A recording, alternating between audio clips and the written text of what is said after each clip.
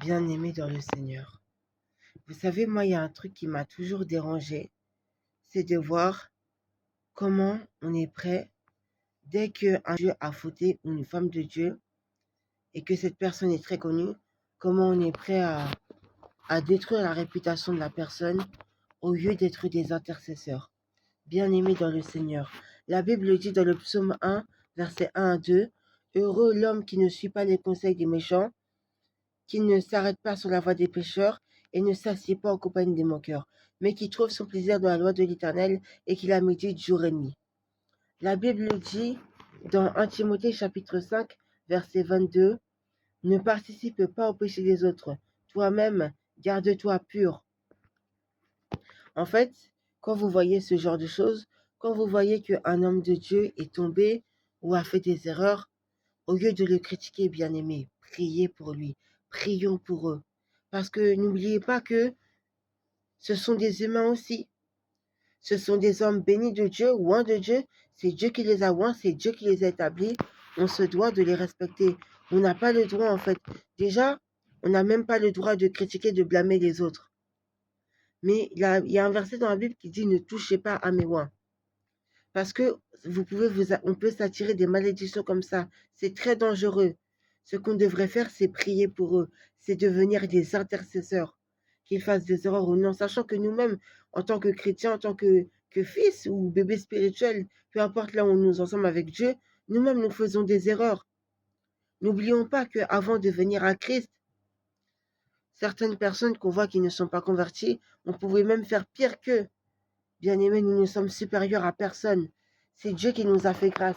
D'ailleurs, c'est Dieu lui-même qui nous a libérés du péché. N'oubliez pas d'où est-ce que le Seigneur vous a tiré. Restons humbles. Prions pour nos hommes de Dieu. Prions pour nos pasteurs, j'insiste. Et lorsque vous voyez qu'un homme de Dieu ou une femme de Dieu est élevé, priez encore plus pour elle pour que Dieu garde son cœur. Mais ne participons pas aux calomnies, car là nous participons au péché.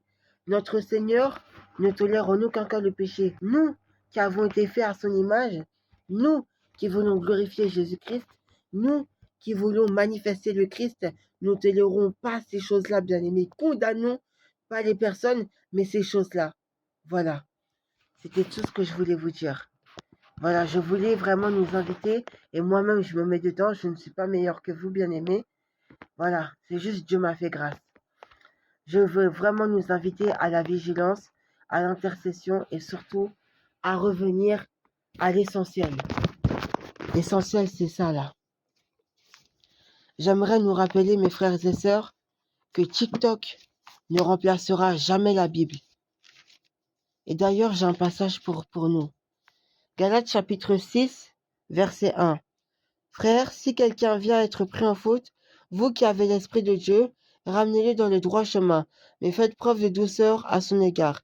Et prenez bien garde de chacun de ne pas vous laisser tenter vous aussi. Amen. Alléluia. Si quelqu'un vient être pris en faute, nous qui avons l'Esprit de Dieu, ramenons-le, mais avec amour. 1 Corinthiens chapitre 16, verset 14. Que tout ce que vous faites soit fait avec amour. Soyez bénis, bien-aimés, et restez connectés car des lives arriveront sur ce compte. Je ferai certainement des lives en fin de journée, en fin de journée, et même dans l'après-midi. Non, plus en fin de journée. Mais en tout cas, je vous communiquerai les infos. Ça sera le soir. Voilà, soyez bénis.